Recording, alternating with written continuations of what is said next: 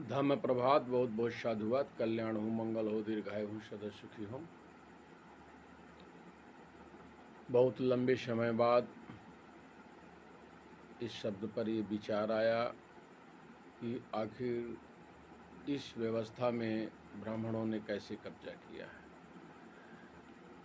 बहुत लंबे समय बाद लोगों ने इस बात पर गौर किया है कि अखंड भारत के जो 24 टुकड़े हुए हैं उसमें ब्राह्मण की भूमिका थी। ब्राह्मणों ने अतीत काल के अखंड भारत के 24 टुकड़े करवाया और 9 कंट्री मुस्लिम कंट्री हो गया। बहुत समय बाद ये बात लोगों के मन में आई और इसका परिणाम नेपाल है। आज नेपाल में ब्राह्मणवाद को कुचल करके, पैरों तले कुचल कर आज वहाँ लोकतंत्र की स्थापना हो रही है। ओबीसी, एससी, एसटी, माइनॉरिटी के रहनुमा, भारत के जनप्रतिनिधि चमचा कुत्ता चापलूस बने, जो आज तक यह बात नहीं कर पा रहे हैं। भारत के जनप्रतिनिधियों को ओबीसी, एससी, एसटी, माइनॉरिटी के लोगों को चुल्लू भर पानी में डूब करके मर जाना चाहिए। नेपाल से शिक्षा लेना चाहिए। नेपाल जहाँ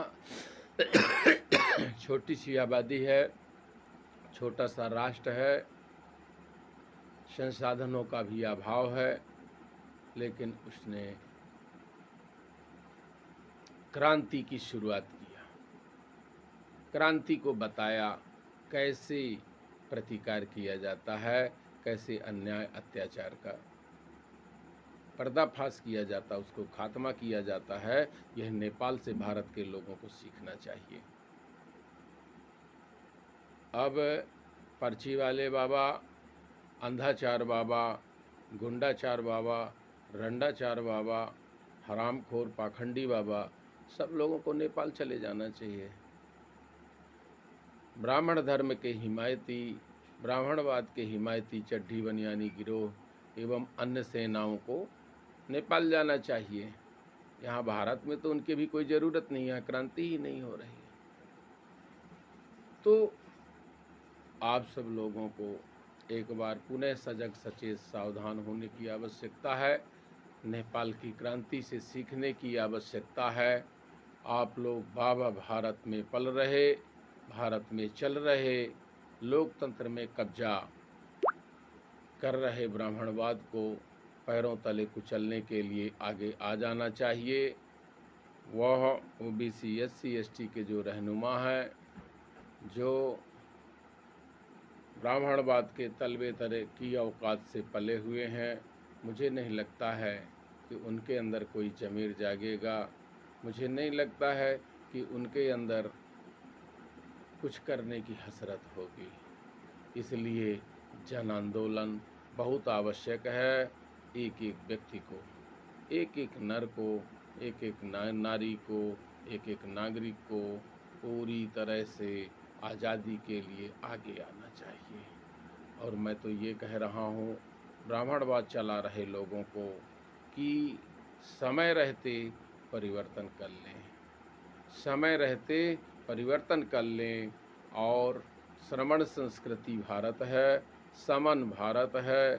पाखंड से जो आपने मंदिर मस्जिद बना लिया है, वह पुनः परिवर्तित करें।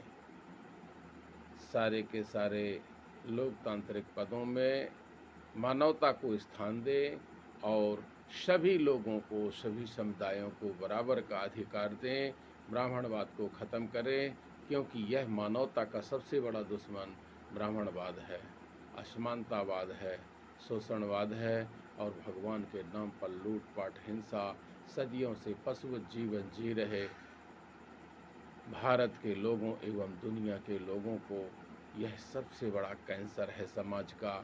ब्राह्मणवाद को जितना जल्दी हटा लोगे उतना ही मुक्ति का मार्ग होगा। बहुत बहुत साधुवाद, कल्याण हो, मंगल हो, दीर्घायु हो, सदा सुखी हो। मैं ब्राह्मणों से भी कहता हूँ, ब्राह्मणवाद को ख़त्म करके, परिवर्तन करके मानवतावाद को आगे बढ़ाओ। बहुत बहुत साधुवाद।